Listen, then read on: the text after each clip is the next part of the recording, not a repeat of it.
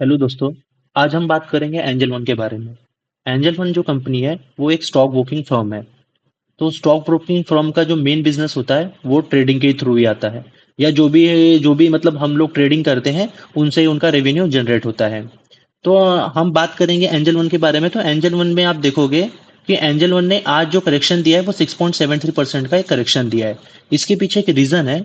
Reason ये है कि सेबी ने क्या किया है, कि जो हम लोग वीकली एक्सपायरी को ट्रेड करते हैं इंडेक्स को उसको बंद करने की बात कर रहे हैं, एंड वहां पे सिर्फ और सिर्फ मंथली एक्सपायरी वो रखना चाहते हैं। इस वजह से क्या हुआ कि एंजल वन जो कंपनी है इसका आज जो डाउन साइड आया है वो 6.73% का डाउन साइड आया है।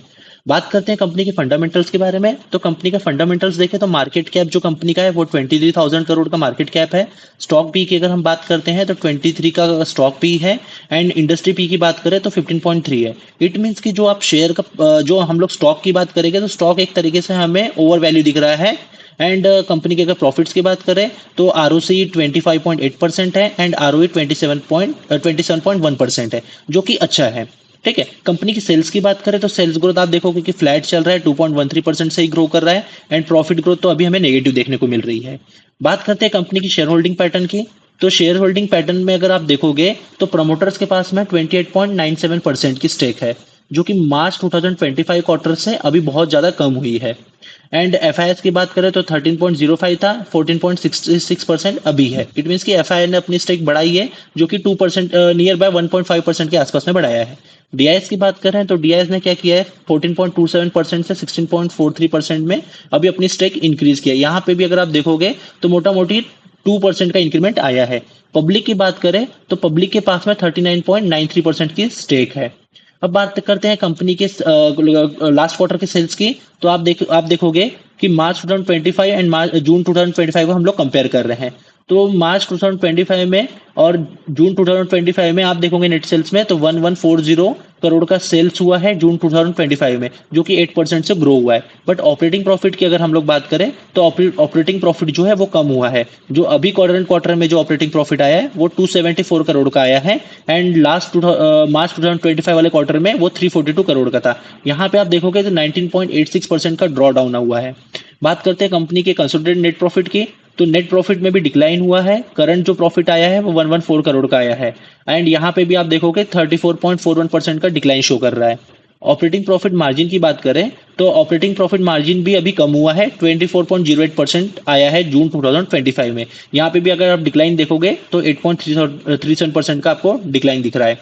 बात करते हैं कंपनी के चार्ट, कंपनी के टेक्निकल की। तो कंपनी के टेक्निकल्स पे आप देखोगे तो सबसे पहले हम लोग उसमें देखते हैं कि कंपनी अपने करेक्शन अभी उसने कितना दिया अपने हाई से।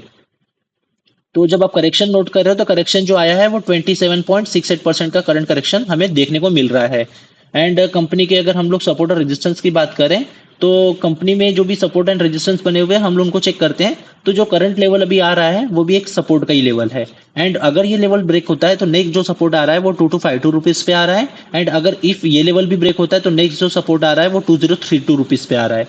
एंड टारगेट की अगर हम लोग बात करें तो करंट जो टारगेट है जहां से आज मार्केट गिरा है वही हमारा करंट फर्स्ट टारगेट होगा। सेकंड टारगेट की अगर हम लोग बात करें तो 2852 का हमारा नेक्स्ट टारगेट होगा, जो कि हम सेकंड टारगेट बोल सकते हैं। थर्ड टारगेट जो हमारा रहेगा वो 3011 का है। एंड फोर्थ टारगेट की अगर हम लोग बात करें तो वो 3295 का है। बात करते हैं कि एनालिस्ट के क्या मतलब एनालिस्ट क्या चाहती है एंजल वन के बारे में, क्या उनका क्या सोचना है एंजल वन के बारे में। तो आप देखोगे कि एंजल वन पे भी जो भी टारगेट्स दिए गए हैं तो मिनिमम जो टारगेट है वो अपने करंट प्राइस से भी अभी डाउन दिख रहा है 8.39% का। एंड उसका जो एवरेज टारगेट निकल के आ रहा है वो 2879 रुपीज का निकल के आ रहा है, जो कि करंट लेवल से 13.44% ऊपर है। एंड मैक्सिमम अगर टारगेट की बात करें तो 3300 का मैक्सिमम टारगेट निकल के आ रहा है, जो कि 30% है करंट प्राइस से। एंड अगर हम लोग एनालिस्ट के रिव्यूज देखें तो यहाँ पे 10 एनालिस्ट ने इस स्टॉक को कवर किया है, जिसमें से स्ट्रॉन्ग बाय जो बोला है वो 5 एनालिस्ट ने बोला है। बाय सजेशंस 2 एनालिस्ट के हैं। होल्ड करने के लिए 2 एनालिस्ट बोल रहे हैं। एंड सेल करने के लिए एक एनालिस्ट ने बोला है। ठीक है। तो बाकी एंजल वन में अभी जो आपको फॉल दिखा है वो सिर्फ और सिर्फ न्यूज़ के बेस पे आया है। तो आपको न्यूज़ को थोड़ा सा अभी रिएक्ट नहीं करना चाहिए मेरे हिसाब से, क्योंकि अभी तक ये क्लियरिटी नहीं आई है कि वीकली एक्सपायरी बंद होगी या नहीं बंद होगी। तो विदाउट एनी क्लियरिटी हमें अभी एंजल वन को अगर आपने होल्डिंग ले रखी है तो सेल करना नहीं चाहिए। It's my personal opinion. बाकी आपको अगर इसके अलावा किसी स्टॉक के बारे में जानना है तो आप हमें कमेंट कर सकते हैं। और जो भी मतलब आपको लगता है कि हमारे कुछ सजेशंस होने चाहिए आपके स्टॉक्स पे, तो हम लोग वो सजेशंस हमारे देंगे। बाकी थैंक यू सो मच, और सब्सक्राइब करिए हमें फर्दर मोर अपडेट्स के लिए।